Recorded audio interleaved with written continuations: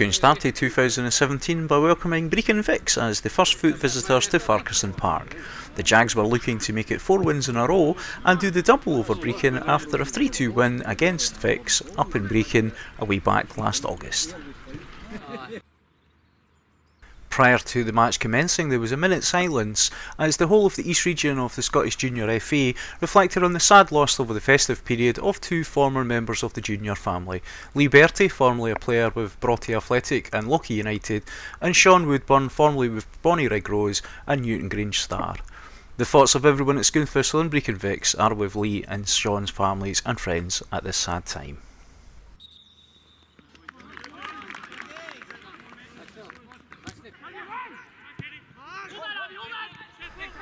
The match started with Brechin Vics creating the first chance after only 90 seconds. The ball was won after a Scone attack broke down in the Brechin half of the pitch, with David Steele, number 8 here, just away to play the ball. He managed to feed the ball forward to Paul Taylor, and when Taylor laid the ball off to Ferries, his effort was well blocked by Scone keeper Josh Gordon. Scone returned play to their end of the park, and after Sinclair's throw to Njie was held up by the Scone striker, the ball was laid off to number 8, our new signing Aaron Mackay. Mackay slipped the ball out to Stephen Moon, and after the ball was fed up the right wing to Kenny Hind, a good 1-2 between Fraser Mills and Hind saw the effort from Hind, but however off target. Scone continued to press, and after a bit of to and fro in the midfield with the ball was eventually played forward here by Moon, and great awareness by Craig Mitchell just to nip in front of Lawson to steal the ball and move it forward to Fraser Mills, and when his low cross comes into the centre, there's Njie, but just not quite enough touch on it, and the ball goes past the post. It was Vics' turn to attack, and after a throw from Reynoldsson was eventually worked back to Hendry, his ball into the middle breaks off Whitworth, falls kindly for Steele, however his effort well touched over the bar by Scone keeper Josh Gordon. From the resultant corner, a quick 1-2 between Reynoldsson and Lawson sees Reynoldsson play the ball into the box here. Gordon can't quite get hold of it, and after what used to be described as a goalmouth stramash, the ball eventually breaks to the edge of the area, and Craig Mitchell releases a great through ball for Fraser Mills. However, Mills is held back by Ryan Milne, free kick awarded by the referee, and a yellow card for Milne. When the free kick was swung into the box here by Sinclair, it eventually comes to the back post where Mackay's header looks goal bound until a great save from Davidson for the corner. Corner comes in from Maxivolio, but Craig Mitchell at the front post can't quite get on target. Moments later, Scone had another free kick when Sinclair swung into the box, and after the ball falls to the back post here to Maxivolio, he moves it into the middle, and Stephen Moon's quick, close range effort is well saved by Davidson. Scone continued to press, and after a throw-in on the left from Sinclair to Njie saw the ball return to Sinclair, his partially cleared effort is picked up by Mitchell, slips the ball to Mackay, but his effort off target. It looked like being a frustrating day for Scone, where chances couldn't be converted into goals.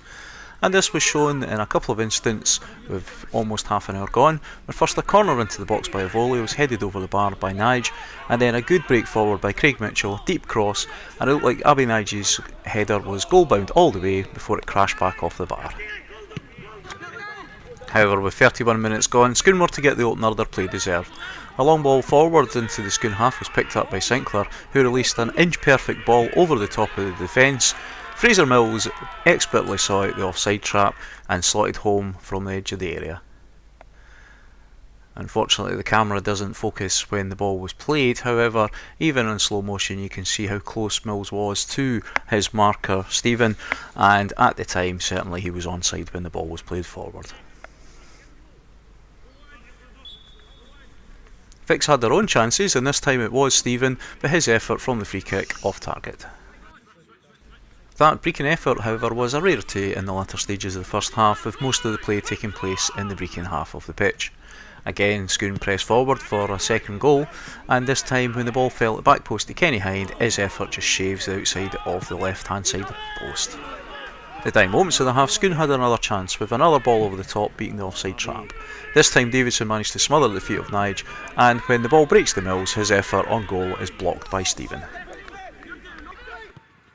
Scone started the second half as they finished the first and created the first chance of the second period. The ball was worked forward by a number of players before being picked up by Mackay, and when he released Hind on the right, ball back into Moon, cross to the middle, and a good header by Mills which had Davidson scrambling to prevent the goal. Unfortunately for the Vics keeper, his good work at defending the goal was undone by poor marking from the resultant corner. Ball swung into the air by Sinclair, and there was Abby Nye completely unmarked from 5 yards out to header home for his 16th goal of the season. The replay here shows just how much space the Scone number 9 had, but a good finish nonetheless.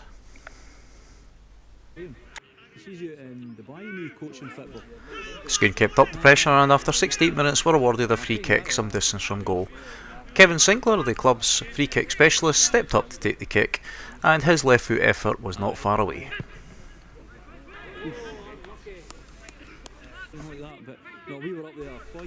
It wouldn't be a Scone Thistle Brechin Vics match without Scott Black, Brechin's number 11, either being on the score sheet or having a good effort on goal, as he's a perpetual scorer in these fixtures. And so it was to prove midway through the second half as Vics had a good period of play. The ball was won on the halfway line by Stephen before being played forward to Eaton. Eventually it's worked out on the right wing, and when it's crossed into the centre, partially cleared by Moon, it falls here for Black. Good effort, but an excellent save from Josh Gorton. Scone central midfield was performing very well today, despite the reshuffle after the injury to Sean Ferguson midweek. And Craig Mitchell in particular was having an exceptional game, here breaking up an attack before releasing the ball forward to Fraser Mills, but his effort just off target. Brechin had their keeper Leighton Davidson to thank for not being further behind in the game, and he was to prove his worth yet again with another Scone break down the right hand side. This time with the combination of Moon and Moffat saw Moon play the ball into the centre. Njie's low header looked again bound for goal, but a good save from Davidson. The next chance for Scone came with a Sinclair corner from the left. The ball eventually came across to the right hand side to Ben Moffat. His chip into the centres met by Aaron Mackay, however his header just over the bar. Feature of Scone's play this last few months has been pressing and making sure the opponents have no time to play the ball. And again this paid off for Scone when a Brechin Vics throw was won back by Abby Nye at the halfway line.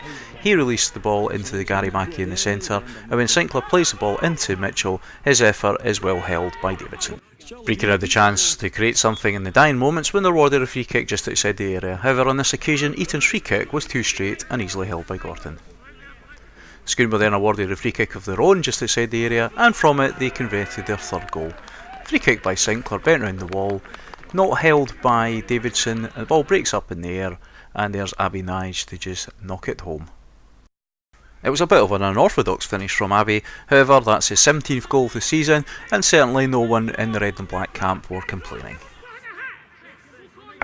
The match finished 3-0, and with that win Scone made it 4 wins in a row and also moved up to 4th place in the league, with Canool, the team above them, dropping points as they were held 2-2 at home to East Craigie. Indeed, it's the Dundee side that Scone next face when they travel through to Craigie Park next Saturday for a 1:45 kick-off in the McBookie North Division. Join us there on Jaggies Live, and we'll have highlights from the game next week on Jaggies TV.